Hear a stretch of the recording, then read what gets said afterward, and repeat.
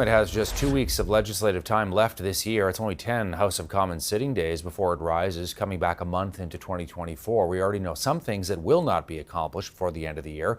A promised framework on pharmacare, that was part of the deal with the NDP, supposed to be passed before the end of the year. It hasn't even been introduced. Also, a crackdown on Airbnb, that was promised in the fall economic statement, left out of legislation. So how should the government and the opposition make the most of these last couple of days? We've also seen some bizarre debates, including over whether Christmas is racist. The Prime Minister standing up to say no, Christmas is not racist. Let's bring in our front bench. Sabrina Grover, Melanie Paradis, Guradan Singh, Rachel Aiello. And I'm going to start with Rachel on that Christmas debate and how things get a little silly in the final days before the Christmas break. Yeah, anytime we're about to hit a long break in the House of Commons, for the procedural nerds, it is like Christmas comes early. This is the time of year where some of the silliness can take place, but it is also, Todd, a time where tensions can run quite high. And I think as we saw this week, MPs have to be quite careful about not slipping up and causing big headlines. So I think what I'm watching for heading into next week, the government is really on a tight timeline to pass a couple key economic measures. We already got a preview this week from the Conservatives and some of the tactics they're likely going to be taking to try to hold that up. Series of procedural motions they can bring forward, kind of delay proceedings. They're in no place to try to help the government pass their economic legislation. So these are really going to be those two crunch weeks where, yes, we'll see more of this silliness, the tension, the partisanship, but it is also because the pressure and the stakes are higher given the short timeline before that long break. Yeah, to you, Mel, and Pierre Poilievre trying to refocus this week on the economy. Certainly that's done well for him for months now. After what was a pretty shaky week last week, your read on what we're going to see here? Well, definitely the focus remains on the carbon tax and getting that axed. And there is a bill before the Senate right now. It's C-234. And it's all about giving relief to farmers from the carbon tax to ensure that it doesn't apply to propane or natural gas that's used for farming purposes. That's a Conservative bill that's been put forward. It's being debated in the Senate right now. And one of the tactics that I think will be used next week by the Conservatives is to apply pressure across the board in Parliament through a series of, I noticed today, like any self-respecting political nerd, I went and checked the notice paper before the show to see what was on there. And there are well over 100 new motions that have been added by the Conservatives to the notice paper. They're all just procedural motions, and each of them can cause a significant delay. I understand there's something like 837 that are already on there, in addition to the 100 that were added. So they've got a lot of tools in their arsenal next week to cause general chaos on Parliament Hill. If they don't see any traction, they continue to see delays in the Senate on this relief bill that farmers are really urging for. So I think that it's a smart tactic for them to try to make sure that pressure is applied to get that bill through the Senate and Royal Assent for Christmas.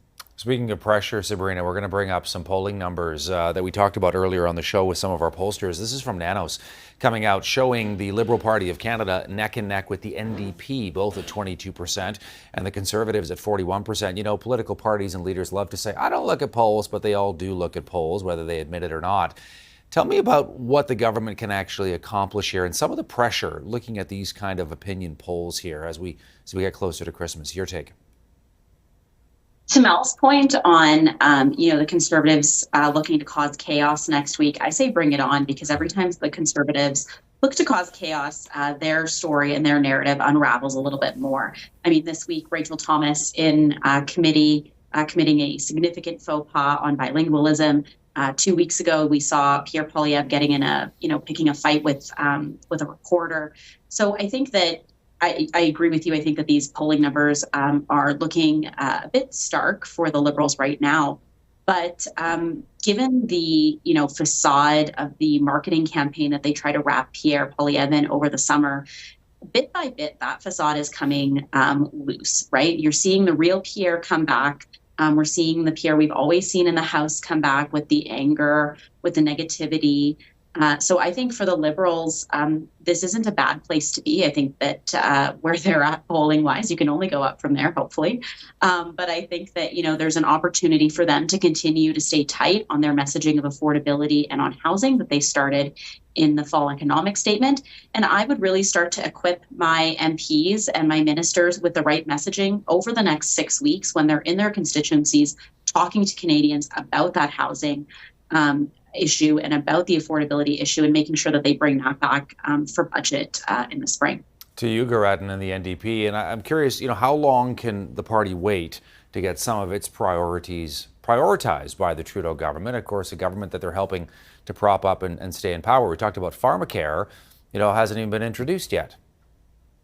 So this is where the NDP is going to continue to pull and push the Liberals to be and take on the right position. And clearly, the NDP's hard work demonstrating to Canadians that they are here to help them to fight for a more affordable life, be it through housing or groceries or more, is having a huge impact. Seeing that polling is stark for the Liberals, but it shows a tremendous opportunity for the NDP. The fact that the NDP is neck and neck right now with the Liberals demonstrates that we could see more progressive voters choosing the NDP over the Liberals as they continue to see the fact that the NDP has demonstrated a real commitment, be it pharmacare, dental care, or whatever other policy they put forward, where they continue to demonstrate their commitment to working with whoever, really, but in this case, pushing the Liberals to where they need to go in order to make sure that people in Canada have a better, more affordable, and healthier life. Yeah, it's sort of shades, Rachel, of what we saw, 12 years ago, give or take, when Tom Mulcair, of course, became leader of the official opposition, and the Liberals were into third-party status as a result of those numbers. And here we are again. Your take on what's at stake for the government now moving into the new year to try and refresh themselves? We keep seeing press conference after press conference by the Deputy Prime Minister, by the Housing Minister, the Industry Minister, and every minister they can throw in front of TV cameras to show, look, we get the message. We need to connect with Canadians. We understand you're all hurting at home. Well, I think the solution to that, Todd, is less talk, more action. I think the housing Airbnb absence from the fiscal update legislation is a key example of that. They talked a big game during the fiscal update week about this promise to crack down on short-term rentals. But when the rubber hit the road and that legislation was tabled this week, that promise was missing. They say it's still coming and will still meet their deadline as committed. But these are kind of just those little examples that eat away at the communications efforts they make to try to make the case to Canadians that they are listening and they are doing what they can to help them through this time. But as that political runway gets shorter and as the Prime Minister's poll numbers continue to look the way they do, the amount of time the Liberals have overall to put in place a strong argument for all that they've delivered before the next election gets shorter and shorter with each day.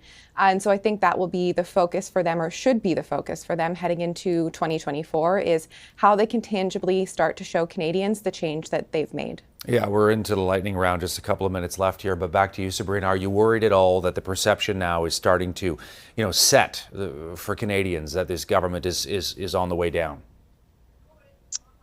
Christmas is obviously a time that I think not a ton of people are paying attention to government, so I think they at least have that. But I think that the opportunity to solidify that affordability messaging, the housing messaging, and take it into budget and really show things like, how committed they are to the mortgage charter, how committed they are to keeping interest rates down, reducing inflationary spending is important.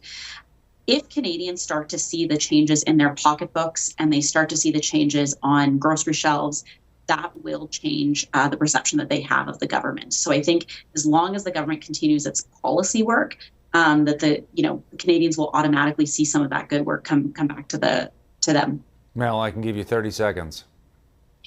So Christmas is a time of year actually when finances are absolutely front and center in people's minds. They're thinking about how they're going to afford a Christmas dinner this year for their family, how they're going to afford gifts for their kids and for their loved ones, and continue to put food on the table in the year ahead.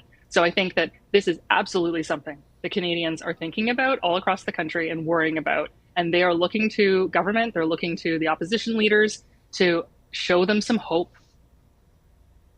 There we go. That's going to do it for us. Thanks to all four of you for joining us there on our front bench.